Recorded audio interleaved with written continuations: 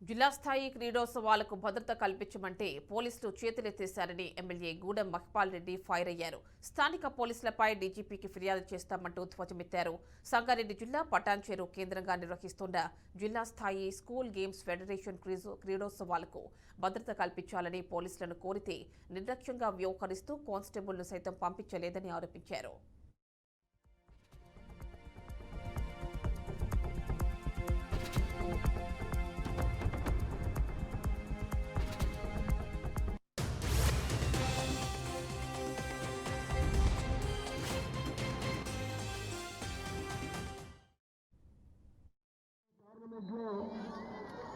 ఎలాంటి ఇబ్బందులు లేకుండా చూసుకోవడానికి అధికార యంత్రాంగం అంతా సన్నాహమై స్థానిక నాయకులు కూడా పూర్తి స్థాయిలో సహకరిస్తూ ఉన్నారు. వారందరికీ నేను ప్రత్యేకంగా ధన్యవాదాలు తెలియజేస్తా ఉన్నా. పిల్లలందరూ గమనించాలి, క్రీడాకారులు మీరందరూ ప్రభుత్వ పాఠశాలలో చదువుకుంటున్న పిల్లలు మీరందరూ బాబు సౌండ్ పెట్టు.